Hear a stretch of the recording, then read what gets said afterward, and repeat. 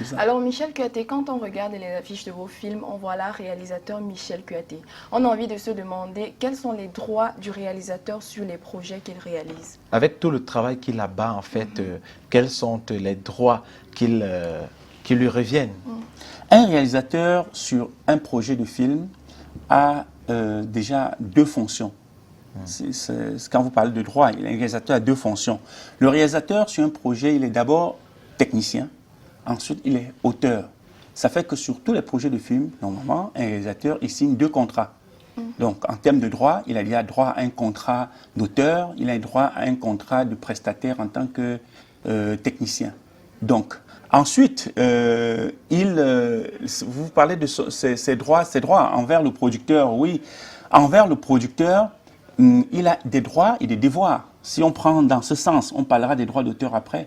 Si on prend les droits un peu comme les obligations que les autres ont envers lui, il a droit à avoir les moyens, tous les moyens à sa disposition pour faire le travail, et le producteur a ce devoir-là de mettre les moyens qu'il faut à sa disposition.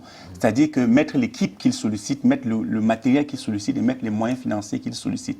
Maintenant, en termes de droits d'auteur, le réalisateur est l'un des 4 ou l'un des 5 auteurs d'un film, parce que vous avez le scénariste, vous avez le réalisateur, vous avez l'auteur de la musique originale, vous avez l'auteur, le dialoguiste, et vous avez l'auteur de l'œuvre préexistante. S'il s'agit par exemple de l'adaptation d'un livre pour le cinéma, l'auteur du livre rentre parmi les 5 auteurs donc, le réalisateur fait partie de ces 5 auteurs-là. Et en tant que tel, il a droit à des droits d'auteur, normalement, qui n'ont rien directement à voir avec le producteur du film, mais qui ont à voir avec l'exploitation du film. C'est-à-dire qu'une fois que le film est exploité, il perçoit ses droits des sociétés, des droits d'auteur. Ça peut être, bon, disons la SOCAM, ça peut être, comment on appelle notre société?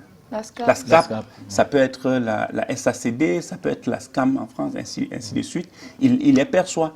Mais sur la production du film, il perçoit aussi, je ne vais pas dire des droits, il perçoit son cachet en tant que technicien prestataire. Vous voyez un peu. Ouais. Voilà, c'est bien de le dire, mais est-ce que ces droits sont alors respectés au Cameroun? Non, ils ne le sont pas toujours, mais de plus en plus, oui. Parce que le métier est en train de se professionnaliser. Vous avez des productions camerounaises aujourd'hui qui tutoient l'Afrique, qui font bouger l'Afrique. Ne pensez quand même pas que un monsieur comme Ebenezer va s'amuser à ne pas respecter. Parce que déjà, d'ailleurs, quand vous commercialisez à une certaine échelle, vous êtes obligé. Lorsque TV5 doit acheter votre film, vous êtes obligé de fournir le contrat que le producteur a avec l'auteur, le contrat de cession des droits, ainsi de suite. Vous êtes obligé de montrer le contrat de cession des droits scénaristes, ainsi de suite. Donc, pendant longtemps, c'était un photo, mais je crois que les choses sont en train de se ranger. Les choses sont en train de se préciser. Oui, de plus en plus, les gens prennent la peine, ils signent des contrats. Il y a de moins en moins de projets sans contrat. Les gens signent des contrats d'auteur et des contrats de prestation, même si le contenu de ces contrats ou ce qui va avec ce contrat est encore discutable, parce que, bon, on est dans un environnement où il n'y a pas encore de mercurial et tout ça, mais pour le moment, le principe de contrat, je crois que même sur les plus petits projets, des courts-métrages, c'est respecté. D'accord.